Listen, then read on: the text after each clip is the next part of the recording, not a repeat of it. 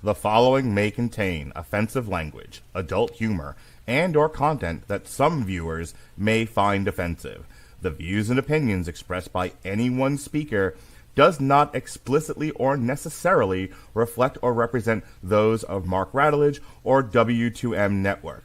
Please listen with caution, or don't listen at all.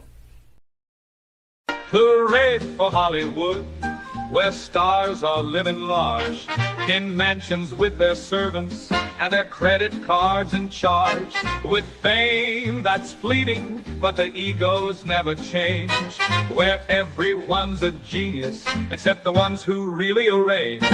Hooray for Hollywood, where the scandals always sell, where every whispered secret is a new tabloid's tell. Oh, how we adore the endless red carpet galore. Hooray for Hollywood, where less is always more. Yes, indeedy, lemon squeezy. Less is always more here on Damn You Hollyweenie. Ladies and You gentlemen, forced boys. that way too hard. That's what she said. Ladies and gentlemen, That's how you wind up in jail, Mark. ladies and gentlemen, boys and girls, children of all ages, you are listening to a Rad Religion Broadcasting premiere podcast, Damn You Hollywood. And there's your judgy host, Robert Winfrey. Yay! Okay. Saying that, if a lot of the women in your life are responding to you with you're forcing it too hard, and that means you might wind up on some kind of a watch list and or in handcuffs, Well, that's is not judgy. why you're judgy. You're judgy for all kinds of reasons. Let's not limit ourselves. Let's be creative. Okay, I'm not disagreeing with the general premise. I'm disagreeing with your segue. Okay. Well, no, it wasn't directly tied. Okay, fair enough. Which is also Hey, everybody. Welcome to Damn You Hollywood, where we have given up. We just... Truly. We don't care anymore. Joining us is Jason Teasley, back again. Hi, Jason. Hey, what's up, guys? I'm pretty sure that this movie was called Novocaine for a reason because I felt nothing. Well- How long you been sitting on that one? 30 seconds. It felt it. All right. Robert, Yo. Well, as Jason alluded to, say your today... thing so I can say my thing. Okay, so we can segue to Mark Reads the Wiki. Tonight, everybody, we are discussing Jack Quaid's newest project. You see, earlier this year, he was the creepy boyfriend who wanted to control the robots for sex. Now he's the mild-mannered action hero that you never would think is an action hero in the vein of John Wick or Nobody. We're talking Novocaine. Yes, Novocaine is a 2025 American action comedy film directed by Dan Berk and Robert Olsen and written by Lars Jacobson. If you don't know who Dan Berk and Robert Olsen are, well, nobody does either. They wrote, directed, and produced Body in 2015. They did Stakeland 2, which is, they just directed it, and they were also editors. Not nearly as good as the original Stakeland, by the way. They wrote, directed, and produced Villains in 2019. They wrote and directed Significant Other, and looks like Novocaine is like their biggest one to date. Not a whole lot else on these people. It kind of feels like it. I don't mean that as an insult, but this is definitely like you. This has all the hallmarks of director's first major release. Yeah, we've done quite a few of those this year, it feels like. The film stars everyone's favorite nebbish, Jack Quaid. He's one of the people that we point to and go, nepotism isn't really the worst thing in the world. I mean, he looks like a Q-tip, but, Everyone's favorite engine, Amber Midthunder.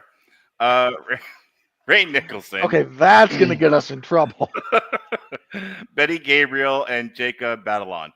Its plot follows Nathan Caine, a bank employee with the inability to feel pain. Do you get it, my friends?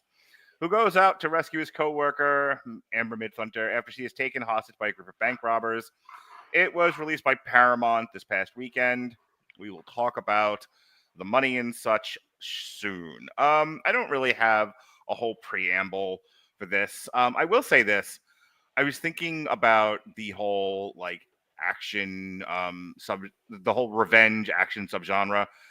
And, like the high water mark for that in recent memory is John Wick. But, what made John Wick was he's unassuming, but he wasn't nebbish. But the thing about him was when people realized who it was that was gunning for them, everyone, oh God, it's the boogeyman. In the movie, they call him, it was the Baba Yaga. Yep. And, he's the devil.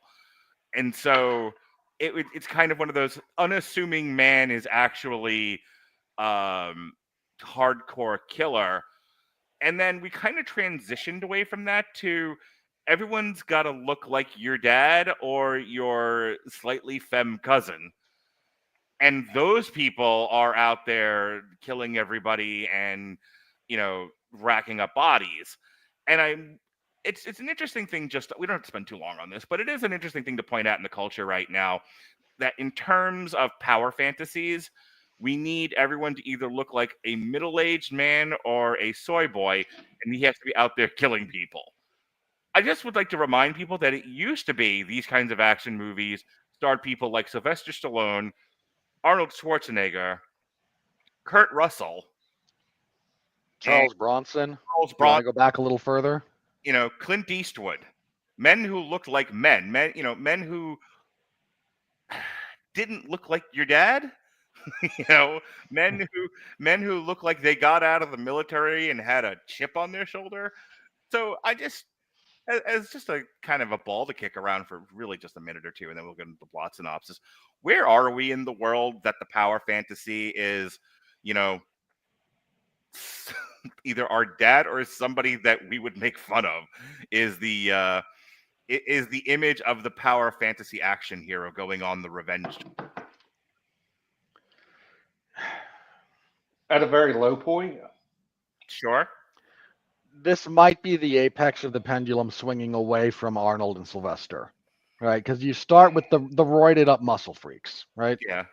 But you start with the vets coming home from Nam. Well, okay. So again, if we want to go this back to like the original Death Wish, if we want to take this all the way back to sort of its roots, Yeah.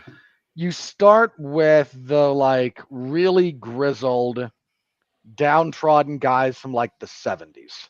Yeah, you start Again, with De Niro and Taxi Driver. Yeah, De Niro, disaffected. Bronson, Shaft. Sure.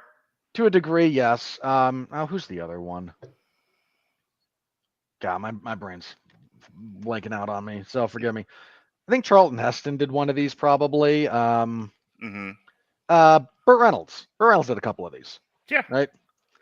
So you started with the 70s sort of like. Jesus, if you're going Burt Reynolds, you have to throw in there and Tom Selleck. Don Johnson. Selleck didn't do it as much on film.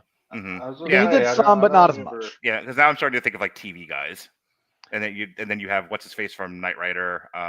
No, we leave Hasselhoff alone. Okay, because he didn't. No, that doesn't count. We're also starting to get a little too pretty. Yeah. So again, you start with the slightly gritty, the guys who look like they've lived a lot of life. Yeah. But still have the star presence, the screen presence to like kind of carry a movie.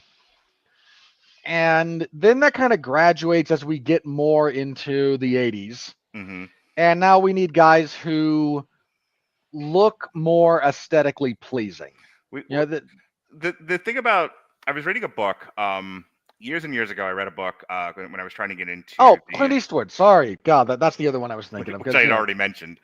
But because we've restarted that bit, like because we get the Dirty Harry stuff. We get a few of those from the 70s. Right? So I was reading, there was a point at which I was trying to get into the diplomatic corps, and there was a reading list of books that you needed to read, and I think I might have also read it for college.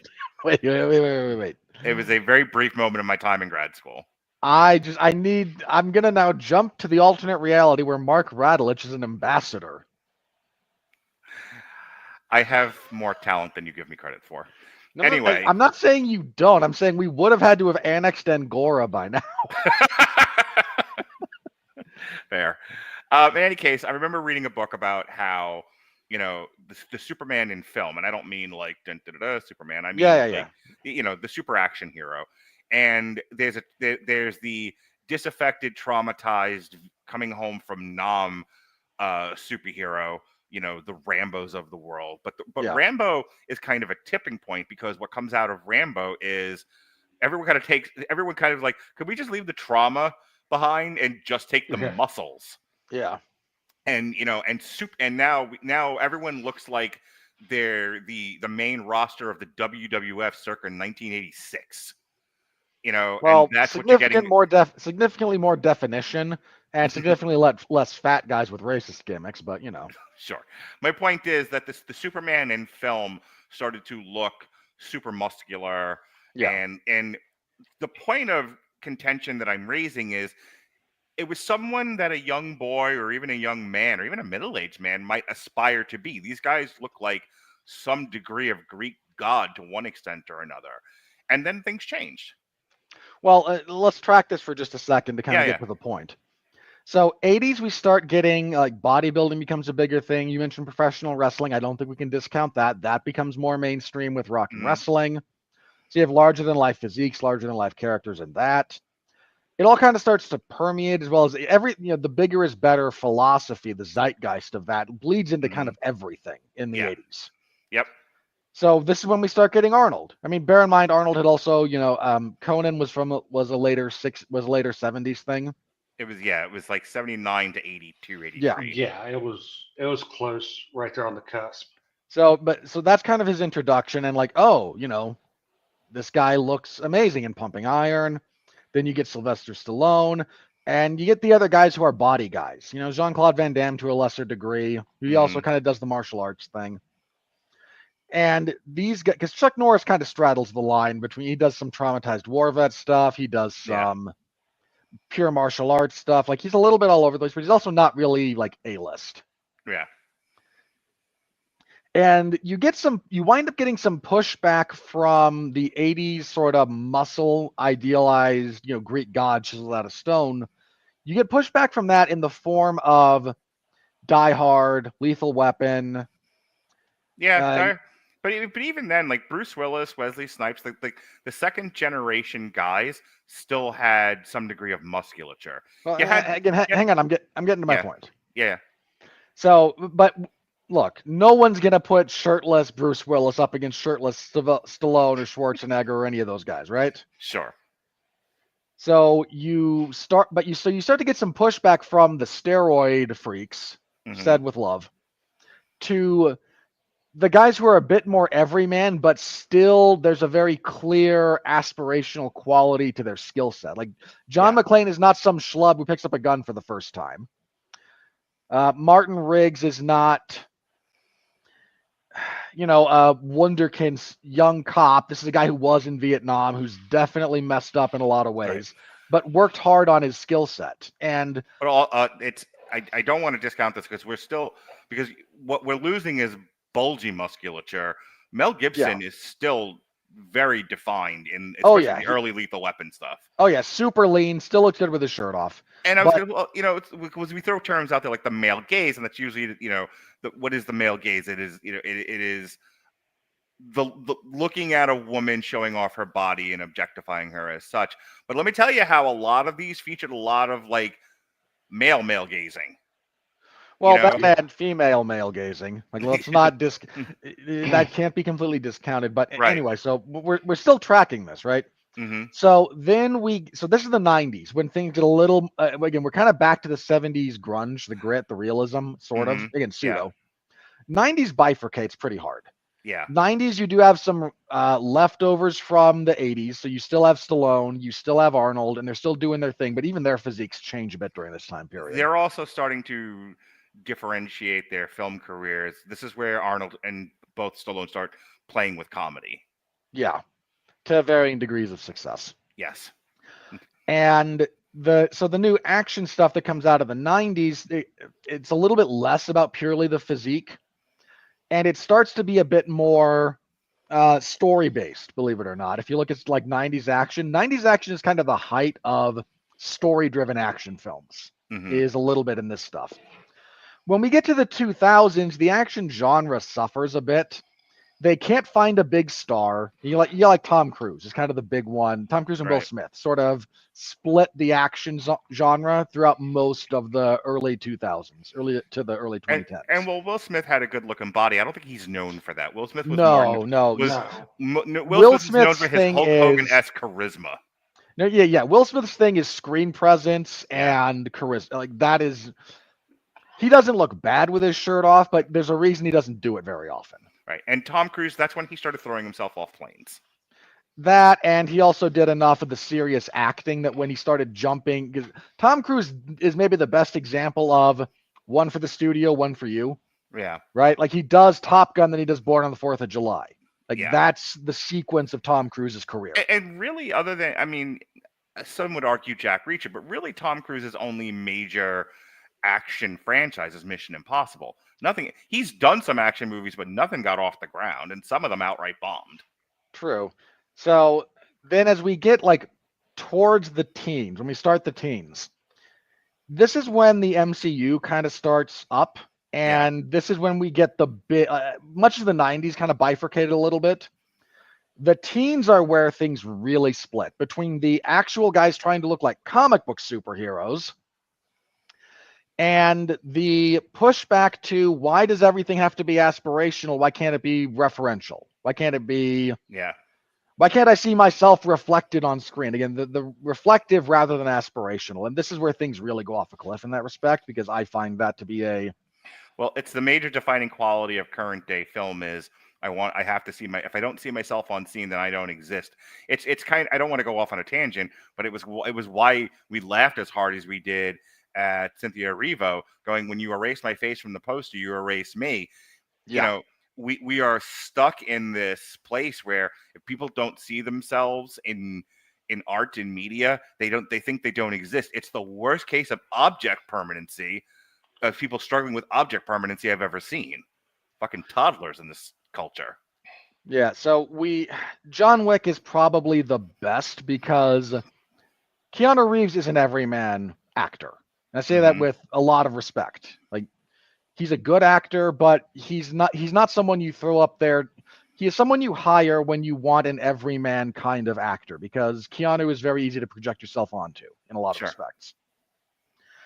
And then doing this guy's actually trained for his entire life and is the assassin of all assassins kind of works. When you then, and I know this movie got good reviews, and I'm not saying it's a bad film, but when you dovetail that into Nobody, and I have to believe that Bob Odenkirk can kick my ass. Yeah.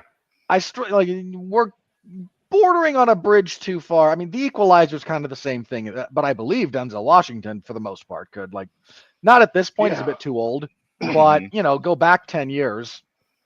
And when those like 10 or 15, it's not quite 15, but like 10, 12, when those movies start, I believe that version of Denzel could kick my ass. I have no problem with that. How much hand-to-hand combat's in The Equalizer, though? Because I thought that was mostly a gun thing.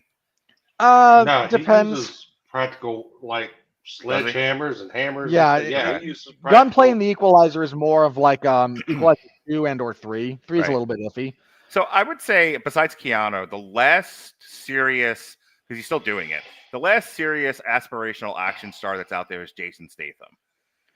And Probably he is true. riding that line hard, and he is one of those guys resting a lot on his martial arts and not necessarily on his body type. There was a period of time when The Rock made a good run at being an action star. Right.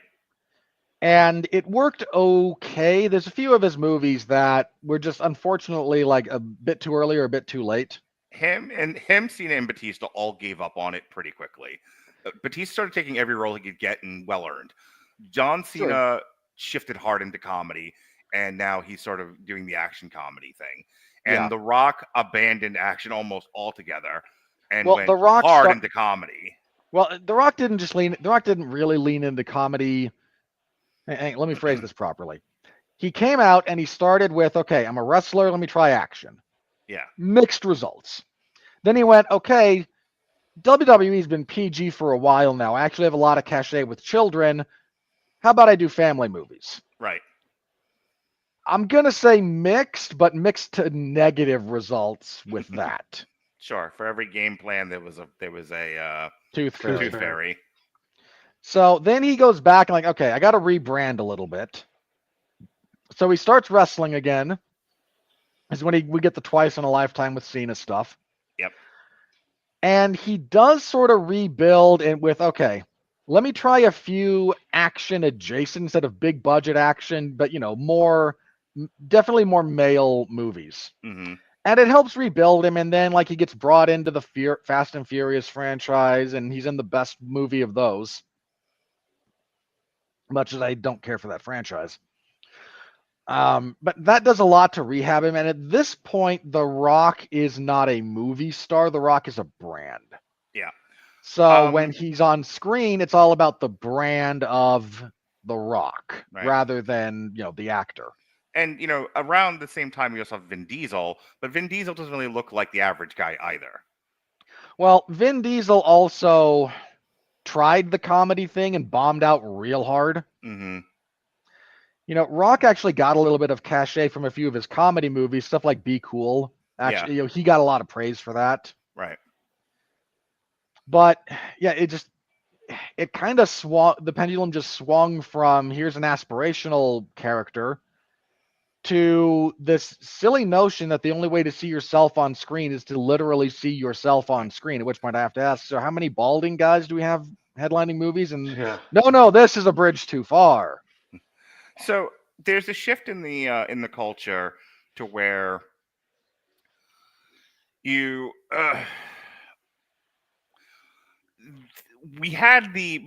was a couple things happening at the same time about 10 years ago now, where you had the Me Too thing happening at the same time you had the rise of the phrase toxic masculinity, and everything that rise is not coincidental, for the record. And so there was a large push to sort of emasculate the culture. The net result is Jack Quaid. Now, no. Hang on. Let me push back on that just a little bit. I'm being a little unfair because I think he's actually at like the high end of because we all know the end result of that is Adam Devine. Well, we all know this. I can never get to where I want to get to. You're just like, you shove me out of the way. I like blurt it like an autistic person. I was trying to get, we look at Jack Quaid and we go, you're at the high end of acceptable of this kind of man. The low end is Adam Devine, like the far end of that spectrum. On camera, far end of that spectrum. So here's Adam Devine, reverse camera, and he is at like what Hollywood is pushing on the culture hard, and what everyone wants everyone to be, because he is the most inoffensive man alive. And it's Jack Quaid, who could almost cross into into like the Clint Eastwood, Bob Odenkirk kind of thing. Where it's like you can kind of see yourself being that person if you were pushed way too hard, but it's at the it's still at that top end of the emasculated man as a hero kind of model, and which brings us to Novocaine, which again, it's interesting to sort of just track where we are in the culture and where we've come from, and that's why we have these discussions. But that doesn't necessarily mean I didn't like the movie. So let's talk about the movie. Unless you've got anything more to add to this discussion. Hang on. Last one to kind of throw in there when we talk about like these male characters that are in these, like Jack Quaid is kind of just on the other side of the line from Paul Rudd. Yeah. Right. Mm-hmm. Like I don't buy Paul Rudd as a hero. Like he does a good Ant-Man. That's the thing. He's not an action hero. He got one role, but that one role was part of a massive catalog of action movies. Yeah, but like the point being, you could have cast Paul Rudd in the role that Jack Quaid occupies here. You could have, sure. And that's kind of the point. Like Paul Rudd tends to fall just on the other side of how much of a walking vagina are you? Yeah. Okay, so that aside, let's jump into the actual movie. This will not take long to summarize the plot. So we meet Jack Quaid, his character of Nathan Caine. He's an assistant manager at a local credit union, the old savings and loan, if you will, in San Diego, because we can then say it's Christmas, and just because we're in San Diego, we don't have to have anything up there to say it's Christmas other than the characters constantly saying it. Yeah, lazy. Anyway, he's got a crush on one of the tellers, played by the aforementioned Ms. Midthunder. And he also has a disease called SIPA, which is a real thing. and it affects his body's ability to process sensation. He can't feel pain. He can't really feel hot or cold. He doesn't feel. They play this up a little bit with, it's kind of only the things that we need him not to feel that he doesn't feel. Again, kind of. But again, it's a real condition, and it does mess people up because you don't realize how much of your life is, and how much of how your body operates in space is your learned aversion to things through physical stimuli. So he's existing, but is he really living? Is kind of the central tension of that character. There's a detail that he shares that basically once his parents figured out that someone with his condition doesn't live past the age of 25, they sheltered him from the world. So he lost out on a lot of socializing that would have changed his personality somewhat, given him more coping skills. Yeah. So now he's a nebbish shut-in. Yeah, a little bit. And so he gets on a date with this attractive teller. They go out. They have a decent time. He's like, yay, I believe in love. My life has meaning now. And then the next day, the bank gets robbed. And the bank manager is shot in the head because unpredictable bank robber. He opens the vault for them to avoid his girlfriend getting shot. She's taken as a hostage. They shoot a bunch of cops who either don't wear body armor or they are conveniently shot where it isn't, and it's still fatal. Yeah, there's a lot of the writers relying on convenience in this script. A lot. But Jack Quaid is like, no, you will not take my woman. And so he charges out after them. He pauses to give one of the wounded cops a tourniquet for his leg, because he actually has a degree of a bit of medical knowledge, because, when you can't actually feel what's going on in your body, you do need to be able to diagnose some of these issues. Yeah, and repair yourself because you've injured yourself, walking. He gives the example of you don't know you've stepped on a nail until your shoe fills with blood. Yeah, which, again, real thing. And, people with this condition don't know how to fall. There's an art to falling. Yeah. And I mean, for crying out loud, you get old enough, you can throw your back out just stepping wrong. And then when that's out and you don't realize that everything else goes wrong, and, you can injure your knees very easily, all that kind of stuff. So imagine not being able to feel the pain of a Charlie horse, but you are Charlie horsed. Yeah. How badly injured you're going to make, how much more you're going to make that worse. Yeah. Yeah. It's going to be exponentially worse than what Mm-hmm. it typically is. I don't want to go off on a tangent here, but imagine any one of the quad tears from the WWE: Vince, Shane, Kevin, Triple H, and they don't know they've blown their quad out. Yeah, it's not good. You compound injury very, very quickly when the system starts not working that is your body. Right. So he grabs a gun, grabs a cop car, chases off after these two cars, chases one of them down. We get a fight scene in a restaurant where a gun is thrown into a deep fryer and doesn't immediately explode, which is the height of fiction. What happens when you put bullets under extreme heat like that? They go off. I was going to say, I remember that from the trailer, and I'm just like, okay, this movie's asking you to suspend disbelief a little too much. A lot. Anyway, so there's a fight scene there. Ultimately, this guy dies because Jack Quaid accidentally shoots him in the head. He then decides to perform his own investigation into what's going on, so he photographs a tattoo, gets his buddy from the internet to look up who may have done this, finds out who may have done it. We also sort of follow the cops assigned to this case as they start investigating. There's a bit where they think Jack Quaid might be in on this whole thing. There is an inside man spoiler that would have been very obvious in the trailer if you pay attention to these kinds of things, but, we'll get to that. So he goes to this tattoo artist, confronts him. There's a fight. He gets him to admit who the guy he killed is. He goes to that guy's house. Around this time, it's revealed that his girlfriend, Sherry, is actually in on this, and the lead robber is her adopted brother. She talked earlier in the movie about her adopted life and not being raised in a good house because, again, foreshadowing, but very clumsy foreshadowing. So they're waiting for everyone to show up to reconvene at their location so they can take off and get on a boat and go to Mexico and live happily with however much money they stole, is the long and the short of their plan. So Jack Quaid goes to this house, which has been booby-trapped like Wile E. Coyote, an actual line from the movie, by the way. Like it's Kevin McAllister. Also a line from the movie. The guy he killed, his brother shows up, tries to torture him, but, Jack Quaid can't feel anything, so it mixed results. He's stalling for time so his buddy can show up. His buddy shows up from saving Peter Parker to now save Jack Quaid. I'm convinced that actor is just typecast in that role now. Just what else is he gonna do? He's 3 feet tall and fat. Next year, he will be the star of an action movie, much like this one, if this trend continues. You beat me to it. Remake of Fantasy Island. Oh. So there's another fight scene. That guy dies. What's his name? Hang on. Jacob Batalon is playing Death by Basketball. He just bounces around. Oh, and then after Death by Basketball, because he does such a good job with that, he's in Q*bert, the movie. Cue ball. Shame. Shame. All right. Unclean, Mark. Unclean. You're unclean. That is absolutely not true.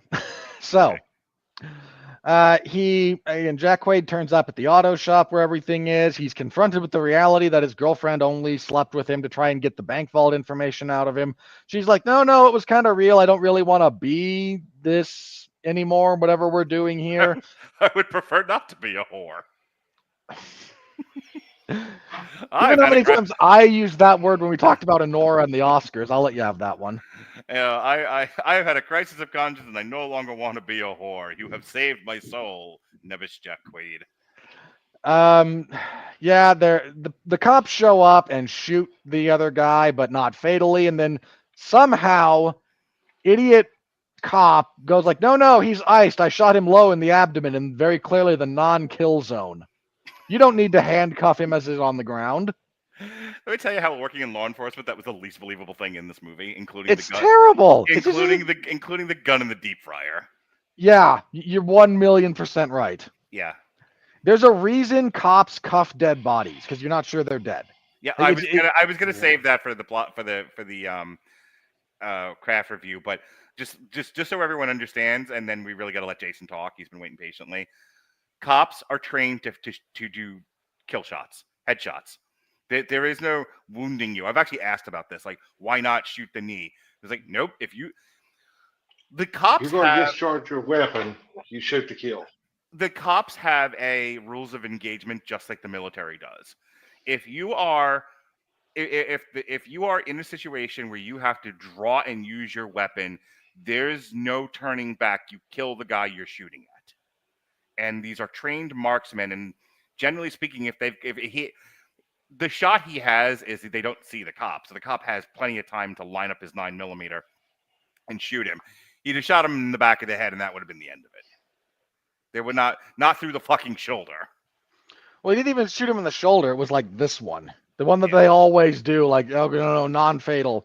So anyway, I think I said to one of my kids, I was just like, a gut shot in Hollywood, you really can't diagnose, because some people, they bleed forever like Mr. Orange, and some die immediately. Yeah, so this gross violation of procedure will now be used in the training manual in the future, because this guy is not dead.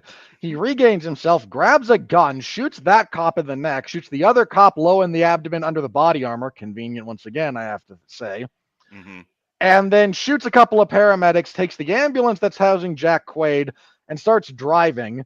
The cop who's wounded, rather than go to the hospital, says, "You're taking me with you," to Sherry, as she and Puck, sorry, that's an obscure comic book character. They all drive after them, but she knows their ultimate destination, so she can get there fast. They get there, there's a fight with Jack Quaid and what's-his-nuts in the ambulance, where he used himself as a conductor for I don't know how to feel about that one, to be honest. He also, dislocates his thumb badly to get out of handcuffs. Minor note, if you have to dislocate this to get out of the handcuffs, doing it this way makes it worse. Yeah, not how you do that. We're so close. And not a very, very good sight. No, it was all of it. Which, I was actually okay with that. Anyway, Big car wreck. The others show up, and Sherry tells what's his nuts, okay, get her to the hospital now. Hang on. When you're done, Jason, jump in. I gotta go off camera for a second. Okay. Okay. So then Sherry shows up, shoots at this guy, misses him repeatedly. Just terrible, terrible shot. She was a stormtrooper. There's a fight. Jack Quaid has had his arm badly broken at this point, like hanging on by a thread. He injects himself with some adrenaline because that cures everything. Stabs our villain through. These aren't kill shots, and I'm really sick of them being presented as such. Up through the roof of through this, and then roof of the mouth. That won't kill you unless you go all the way up through the brain. Just this, you go up into the sinuses. It's not actually lethal. Totally survivable injury. It's unpleasant and it looks gnarly, but it won't kill you. It's really, really dumb. I mean, you and I had this discussion, Jason, when we reviewed Crimson Peak, because Charlie Hunnam gets stabbed like through the armpit into the lung. And then the kill shot is like under the eye. Yeah. Yeah, I remember that conversation. That mean you had a lot of issues with. I like Crimson Peak a lot as a movie, but man, that was just dumb. Anyway, so our bad guy's dead. Jack Quaid gets arrested. He wakes up in the hospital. They do the fake death. Wakes up in the hospital. His litany of injuries are given off, and he's told, well, because you weren't actually involved in most of this and you're a white guy that works in a bank, because we have to have that line, you get 1 year house arrest and 5 years probation. And because your girlfriend cooperated, she gets a couple of years. She gets like 18 months in jail. So we fast forward a year, and Jack Quaid is living a good life now at this point. He feels better. He's more confident. He is a fully actualized human being. He goes to see his girlfriend in jail, and the no-touching guy from Arrested Development shows up for the sake of that gag while they're in the meeting room. Visitation room thing. And also I made an obscure reference that no one else is really going to get here. And that's where the movie ends on an optimistic note. She'll get out in, another 7-8 months, and all right, life will be good. Jason, what'd you think of this movie? I had really high expectations and was let down tremendously. Wait, yeah, I can't let that stand. Why did you have high expectations of this movie? I thought the premise was really good.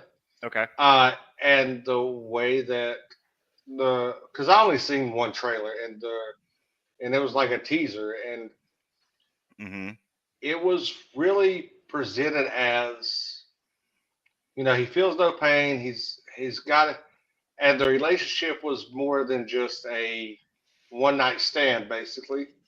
And she was easy, and but hey, we've all been there. We've all got a shot and fell in love. Happens to the best of us. But has not happened to me. Okay. It's okay. I understand. I am not the best of us. Couldn't take the ball on that one. Had to take a swing at it, huh? So I like I said, it had a good premise. The execution was poorly done. It was very bland. In my opinion, they could have went a little bit more, had a lot more gravitas, rather than just kind of play like one beat notes throughout. Like it has to go this way, this way, this way, and matter of convenience. Because how long does it really take to hunt down a random tattoo artist with just a picture? I mean, that's some Scooby-Doo level detectory. But yeah, I thought the premise was really good because he didn't feel pain, and I was really looking forward to the end when he took the bite of pie for his mouth just to start bleeding. Oh yeah, I was like, I'm kind of doing one of these. Like, oh, I can't. Yeah, that would have been the right way to do that. Yeah, just have him smile and blood just coming down out of the corners. That's how it should have ended. Because they leaned into that really heavily when they first met and he tries pie, and the overtones was all over the place about the pie. But yeah, Speaking of The Rock, I was right? really, I was Everyone's really let favorite down with innuendo. this. Like I said, because I came in as soon as I seen the teaser trailer, Mark, I messaged you immediately. It was like, look, I want to do this movie. I want to be a part of this. Sitting there after work, it was like I'm sitting there fighting sleep.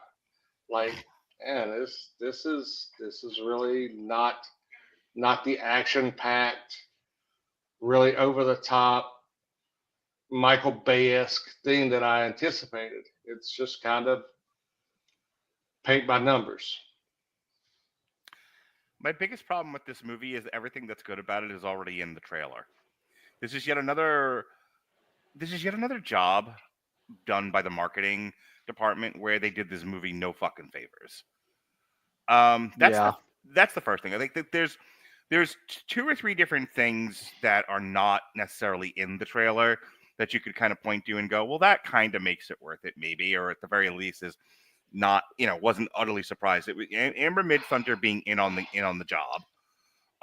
Isn't if you picked it up, wonderful. You were God's favorite child, hang on. and Let you me saw it before everyone else did. I was like, oh, okay, cool. Like I had a mild surprise by that. Let me just tell you how to pick that up for the record, so everyone else can understand how the magic works. Sure. If your hostage is in a scene not tied up with the people who stole them, that's a pretty big giveaway. I questioned it, but again, like that there's one of those scenes in the trailer, like she's arguing with the guy that kidnapped her briefly, like, I don't she's even remember that because, like I said, everything having to do with the gimmick is in the trailer, and the only other thing that isn't in the trailer is that he blinds the tattoo guy. Like, the only part of that fight you really see is as the ADR the line, "You're not Wolverine," and he's banging his hands into the glass, and he's doing the jump, and you don't see what the net result of the jumping is. But whatever. So there's that. The other thing, okay. There was something else, and it was related to Amber Midthunder that I was like, huh, really? But if it'll come to me later. But in any case, the movie, I was having a fine time with the movie. Again, it was all stuff. It was efficient. It was for this kind of movie, it was as well written, as sort of a 5 out of 10 point scale as it's going to be. I thought it was fine. You and I talked at the beginning of the podcast, like right before we started tonight. There was a movie we reviewed last year called Plane, and it was kind of like a throwback to, the days of yore, where you would just put on a random action movie. The movies for guys who like movies, a made for cable movie kind of a thing. Nowadays, I walked out of the theater, and then what I said to the gang of people I was with at the time was, "This is the kind of movie that you used to just watch on Netflix." Now the kind of movie you used to watch on Netflix is, I honestly can't tell. I couldn't tell the difference between like this and Back in Action, which I also watched this past weekend with Cameron Diaz and Jamie Foxx, other than, distinct items like this one leans into the gross a little bit more. But in all honesty, these action comedies are all kind of written about the same, which is fine. I've really started to wonder how many of these things operate from a basis of procedural generation, and then they're just like tweak. Like, that's what I'm saying. I said to you before, it was somebody presented the writers with a Mad Lib, an action comedy Mad Lib, and then they just changed the details enough so that it's not exactly Back in Action or 100 or other one of these. But that's what I think. This felt like a straight to Netflix Sony action comedy. I've seen 1,000 of these already, and they're fine to kill 90 minutes of your day and not much more than that. That being said, like, I was having a fine time with the movie and all. I think Jack Quaid and Amber Midthunder had some cute chemistry together. True. You know what? For as much as you and I have kind of decried the loss of Eros in film, these two had it, and you know what? Deserves to be said. It was one of the high points of the movie. The thing that lost me at the end was exactly what you had already said, so I don't want to belabor the point. But when they don't, they don't shoot the guy in the head. They shoot him in a place so that he can get up and do, Jason Voorhees, one last scare, and so that we can have our third act chase and kill. And I'm looking at her. I'm looking around. I'm just like, Jesus Christ! You get this right out of the action comedy handbook. Pretty much. And my son asked me, he was like, "Why are you so mad about this?" And I was like, "Because there's no fucking way they don't cuff him. They'd have had him strapped down. They'd have checked the body to make sure he was dead. They would have made sure there was a pulse. You know, like they're not just Again, like shoot comical him, lapse in this is a comical breakdown in procedure. What it is. And they do it just so they can do the next part. You know, this is one of those pitch meeting moments. Like, why would you do that? So that the movie can happen. Pretty much. Which is agonizingly stupid and boring. There, especially when there's so many better ways to you as the writer can do anything, right? Mm-hmm. So when you do something stupid, it just makes me even more flabbergasted. Like, there's a million ways you could have set up what you wanted the ending of this to be. Like, you want to have your big chase. You even want to have him in the ambulance. Like, again, there's ways to go about this other than the stupid one you chose. Like, have him run out of the room when the shooting starts, you're your villain. Mm-hmm. And then he pops up like the Undertaker, like, where to? Because he's driving the ambulance when he gets loaded in. I told you were going straight to hell, Novocaine.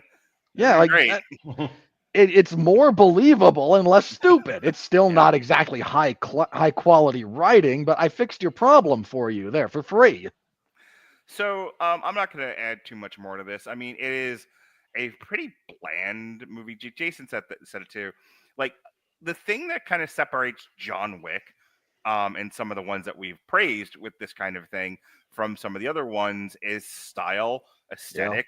Yeah. It's, you know, there's a conversation that takes place amongst our friends, amongst people I talk to about movies, and, you know, like, what makes a review? And I said, you know, at some point you have to get past I liked it, I didn't like it, because I can kind of hear some of the voices in my head, not auditory hallucinations, voices of our friends, speaking to me from as long as you can differentiate from previous conversations, going, I liked it, I don't understand why you're complaining. I'm complaining because I like it isn't a review. I like it as an opinion. And if you're not good enough at watching film to be able to pick out, I call them craft elements, use whatever word you like, but the various elements that make up film, then you're not seeing the difference between a 1, a 5, and a 10. Just to sort of, you know, break it up for you. Like, it's not a 1. It's competently made. It was a fun, entertaining movie. It's not a 10. There's too many uninteresting elements about this movie. It's a 5. It is a solid 5. It is a straight C. You know, the best way I could describe this movie is it's as bland as fried chicken in Connecticut. Super. That's the easiest way to describe this movie. It's nothing special. It's just there. Mm-hmm. It doesn't like bring you in and, you know, where you can just turn your mind off and watch it. It's on. It's back. It's basically one of those movies you can put on in the background and just have playing, and as you're doing stuff like cleaning the house, folding clothes or something, you don't really have to pay attention to it, but you could catch glimpses of it throughout your task and not be lost on what's going on. Yeah. All right, Robert, anything else about this movie? I know you had some list of complaints yourself.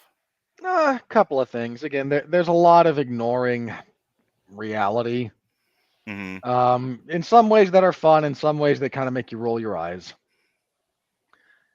Which hang on. The one thing I wanted to say. So it starts off. They've been doing this with a lot of movies now, where they're like, "Thank you for coming to the theater." Oh God, the machine guns are behind camera.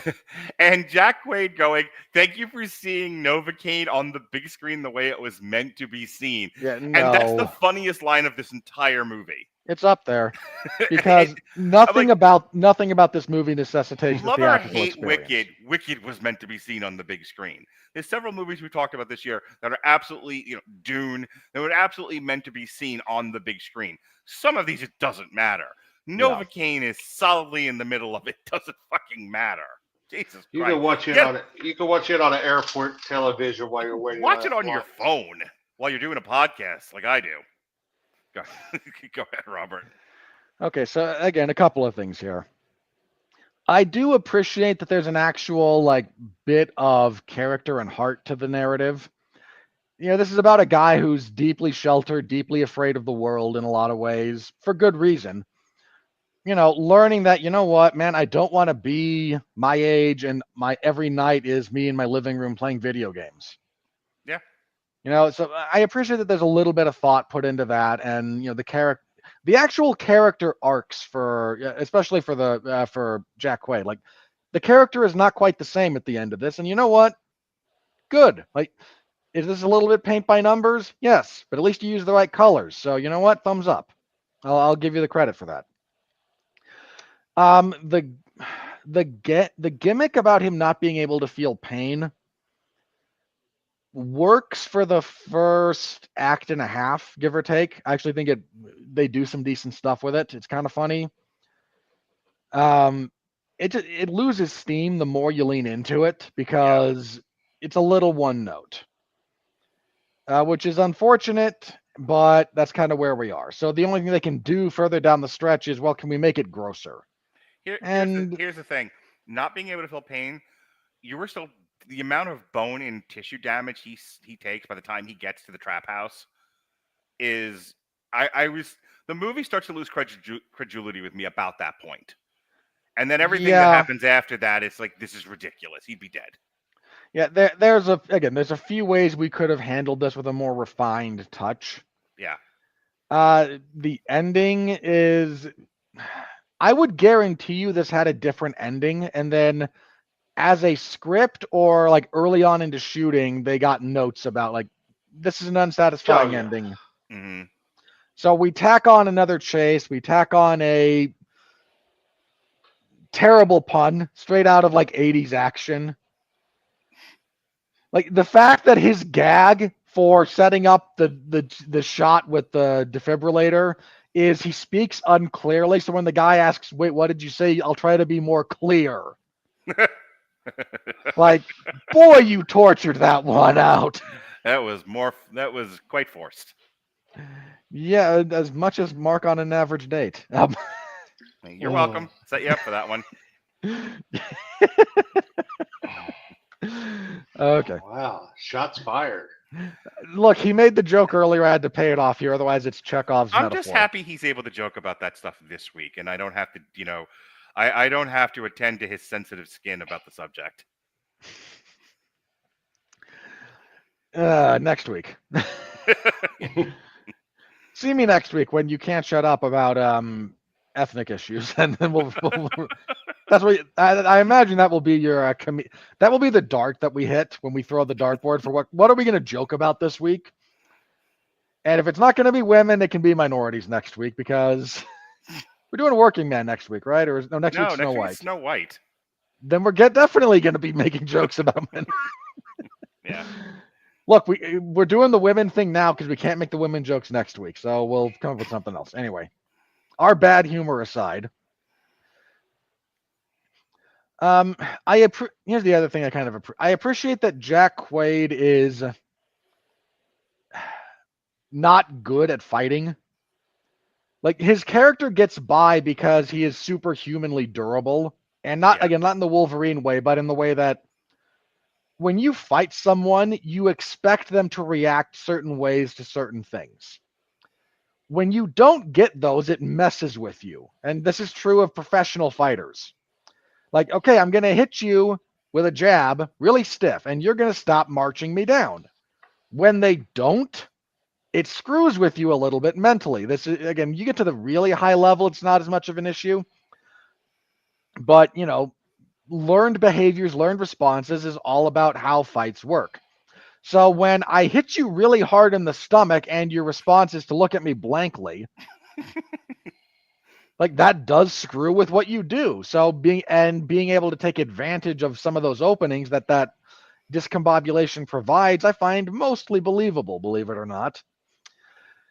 Again, it gets a little ridiculous down the stretch, but for the most part, I appreciate that, again, he's not a secret badass. He's got a trick that if you're not ready for, will throw you off. Yeah. And it does. And one of the other problems that this movie runs into is that, again, it loses momentum at various points in time. They try to patch it up with like, oh, he's learning things, and no, like his investigative skills are middling. So the fact that it works out as well as it entire does, investigation relies entirely on convenience. Like his lead is ready to get the tattoo. And I'm then, actually here's the thing: like the one clever bit of investigative work he does is when he calls a bank friend when he has a full name. Yeah. right. I actually liked that. That's somewhat clever. Like, what do And you actually believable. have at your disposal? I can run a Yeah. credit check on you. Well, it's like, why do we have our lead working in the bank? Because we want to use that later. Great, perfect. He also Yeah, has like- to be in the bank when it's being robbed, but he could have just been a patron. Well, Yeah, they needed him to so- open the vault, but yeah, like the stuff, him working in a bank works because it lended itself to the plot. They integrated it into the plot really well. It wasn't just he's a graphic designer because aren't we all these days? True. So again, there's a few bits of clever writing, but it all kind of falls apart. This movie loses momentum and then kind of falls apart at the end, which is unfortunate. Things that could have helped, because I'm going to try to be helpful here in the future if you happen to be struggling with some of these issues. So throwing another action fight scene in here doesn't help. You need narrative momentum, and this movie loses it in a few places. Losing that is what kind of loses the audience. Second, the music in this movie needed a lot of help. That's another thing that in film, the score is deeply important. I mean, Tom Cruise has talked about this actually in the past, where some test audience reactions to some of the later Mission Impossible movies weren't what he wanted. Mm-hmm. So he's looking at their reaction, he's going, okay, what's wrong? Frequently it's like, oh, the music. So he goes to the composer, like, hey, we need to tweak this. Like, try something, a little more upbeat. We need something with a little more energy. Composer remixes that bit. We re-show that same scene, and suddenly he's getting the reaction he wants. So the score in this movie is actually kind of more of a hindrance than a help, and that's unfortunate. So the music could have been improved and would have improved the overall thing. Understanding that, narrative momentum is a thing and not just like, hey, let's watch something else kind of gross. The Looney Tunes comedy actually kind of landed for me a little bit. So, bit of a thumbs up there, but it's another thing that kind of falls apart later down the stretch when we vacillate between sillier comedy spots. Like, oh, there's a thing in my back, and suddenly I'm stuck in a, elevated trap. Like, again, Wile E. Coyote after the Roadrunner runs over it. It didn't work there. Why does it now work? Like, Acme, curse them. To then, trying to be a little bit grittier with, I'm going to lower this car tire onto your head and crush your skull with it. Like, we've lost a little bit of the tone here. So, again, trying to be like somewhat helpful, be mindful of some of those things that can lose your audience. There's a little bit, as you mentioned, like the very ending of this is way too convenient, almost way too contrived. And it's funny so they shot the guy and he's dead on the ground and no one's checking on him. And I'm thinking to myself, gosh, I hope this is over, because that would be a fun way to end this. It was like, okay, problem solved. We're done here. And just, there's no stupid chase, no crazy over the top action scene, no more gross stuff. It's over now. Problem solved. And I was actually kind of cheering for that. I believe it or not, like when it happened, I kind of went, huh, that's a somewhat, my immediate thought was that's somewhat unsatisfying, but then it kind of dovetailed into, you know what? No, I can kind of go along with this. Like the people who actually do this for a living are competent, showed up and handled things. You know what? I can go with this. And then, of course, no, because again, this was your studio note. Like, no, it's got to be Jack Quaid who does the thing at the end. And we got to go another like 15 minutes. It's not 15. It's probably more like, well, no, from there to the end of the movie is probably 15. And we haven't had Amber Midthunder do enough yet, so she needs to be the driver for the chase scene. Like the very ending of this got noted all to hell, would be my guess. Yeah. But as a kind of, again, Mark mentioned, like as kind of a throwback to, a low to mid budget 90s style, guys will enjoy this movie kind of thing. It's inoffensive. It's not great, but it's not bad enough to like get anybody up in arms. I'd rather it was better. I really would have, because I didn't have high expectations for this, but with Love Hurts letting me down earlier, I kind of went, maybe this one will at least meet my expectations, and it got close. Not huge, but it got close, so I'll give it that. And you know what? Jack Quaid being good at taking physical damage on screen is kind of a decent niche for the guy. Like, he's actually kind of good at it. So, you know what? Ultimately, again, if I were doing just pass fail on this, it's a pass. Yeah, look, so that everyone understands, like, I had a good time watching it. It's a perfectly fine movie. If I didn't do a review podcast, I would have said to my kids and girlfriend, like, this one thing I thought was stupid, but other than that, I had a good time. It's one of those where we reviewed it because we reviewed this one because I got outvoted. I wanted to do Black Bag, but there was man. Well, no, it was half that and half my kids wanted to see Novocaine. Okay, so yeah, and let's be clear, your time spent with your children is the ultimate veto, no matter what the rest of us want, and I'm okay with that. It certainly is, Ollie. So again, like if you and I had kind of gone, Steven Soderbergh taught espionage thriller, Michael Fassbender, Cate Blanchett, that looks like we would enjoy it. It's a movie made for adults. Yeah. And your kids went, we want to see the Looney Tunes character, because that's kind of what Jack Quaid is. Yeah. That's what we would have done. And again, I can completely live with that as a general rule. So that being said, would I recommend this? Sure. Do I recommend it seeing on the screen the way it was meant to be seen? No. Wait for this to stream. It'll give you something decent for your second monitor. It'll be on Paramount Plus in the next month or so. It'll be fine. They're already they're throwing Mickey 17 onto streaming in like a week and a half. So yeah.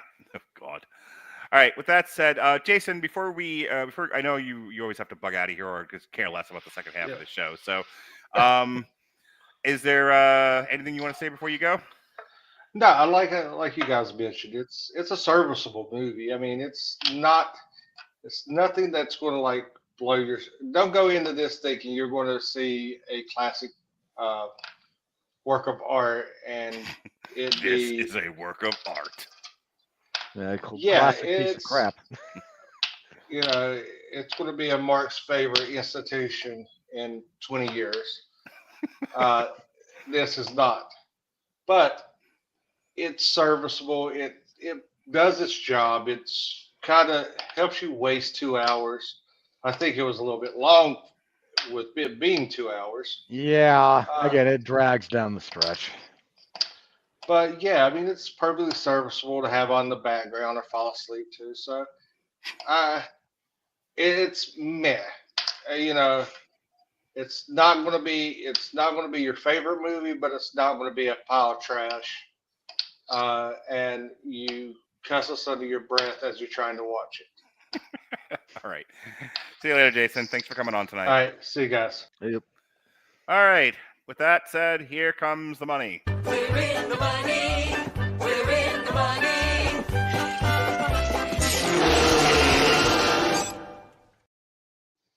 All righty. Yes, on a budget of $18 million, this thing has made $10.5. In the United States, probably be fine.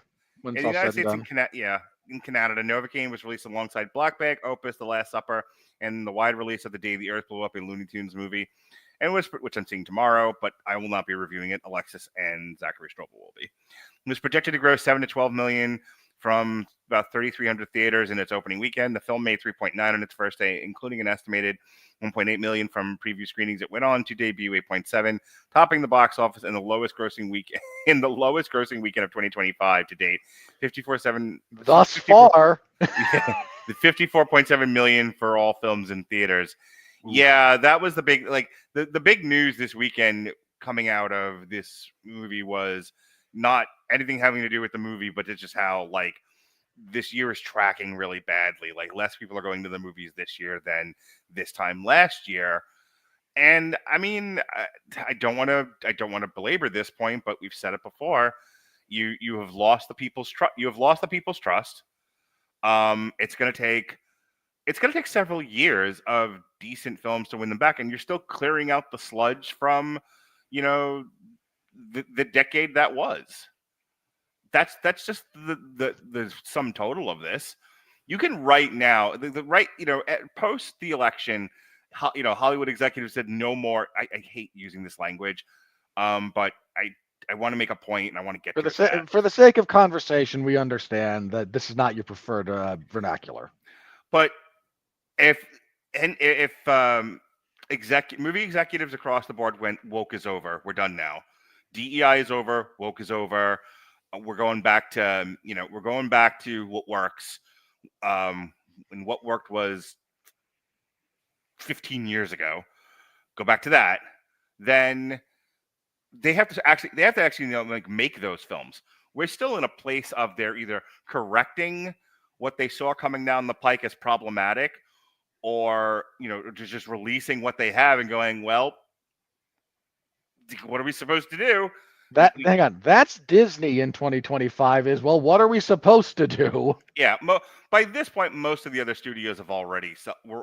Most of the studios, Warner Brothers being at the top of that list, and Universal wasn't totally